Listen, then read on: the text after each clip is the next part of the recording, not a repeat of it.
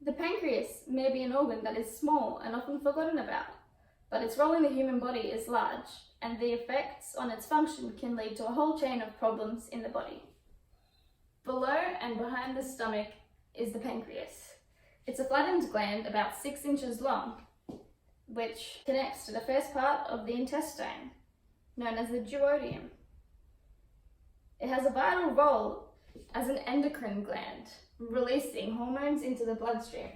These hormones include insulin and glucagon, which are the primary hormones in blood sugar regulation.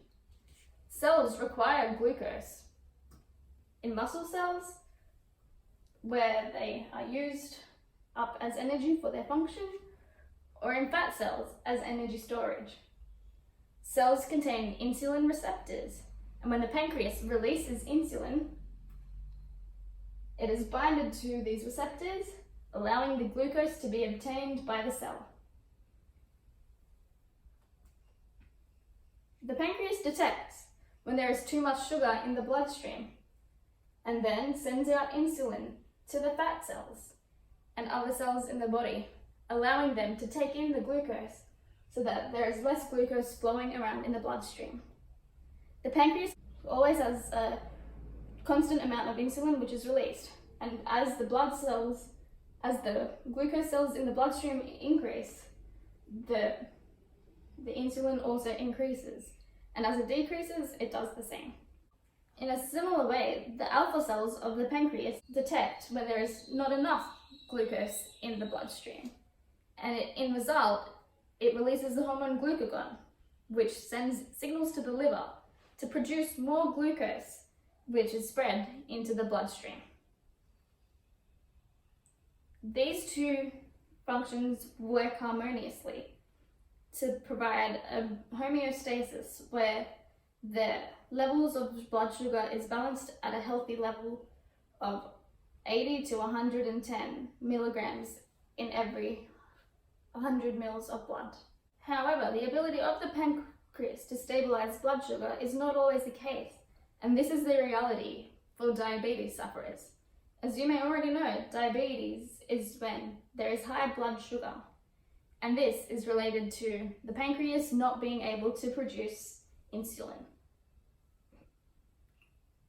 Type 1 diabetes is caused where sufferers have an autoimmune disorder which kills off all the beta cells in the pancreas, and this results in the insulin not being produced by the pancreas, being unable to detect when there's a high amount of blood sugar, and therefore the blood sugar just continues to increase. Currently, the most common way of treating diabetes is through the injection of insulin into the fat cells under the skin when the patient detects that there is too much blood sugar. This insulin spreads to all the other cells so that the uptake of glucose can be done, and so that there is less glucose in the bloodstream. A recent development aimed to increase the well-being of type 1 diabetes sufferers is the artificial pancreas, mimicking the blood sugar detection and insulin secretion methods of the normal pancreas. It is a rising area of research where models are increasingly becoming approved for patient use. The artificial pancreas works through a CGM, or a continuous glucose monitor, over here, which detects constantly the amount of glucose which is in the bloodstream of the patient. The CGM sends signals directly to a device which can calculate the amount of insulin that is needed to lower the blood sugar levels. This device also sends signals to an insulin pump, which pumps out insulin at the right amount into the bloodstream to help the blood sugar lower to the optimal rate. The insulin pump and the monitor will also know when there is enough insulin in the body, and therefore will stop pumping more insulin in. The artificial pancreas would be beneficial as patients can control their blood sugar levels for longer periods of time without having to constantly prick themselves and check. with effects being noticed as fast as using this product overnight. Maintaining this control leads to a lower risk of long-term complications to different parts of the body as a result of type 1 diabetes. Constant development.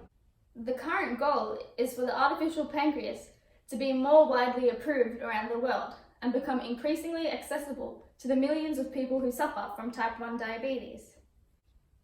Constant development of solutions for physiological disease is a large part of science and is essential, as the dysfunction of one system can lead to the malfunction of plenty of other systems throughout the whole body. These developments will increase the quality of life for all patients who are suffering from physiological disease. Thank you.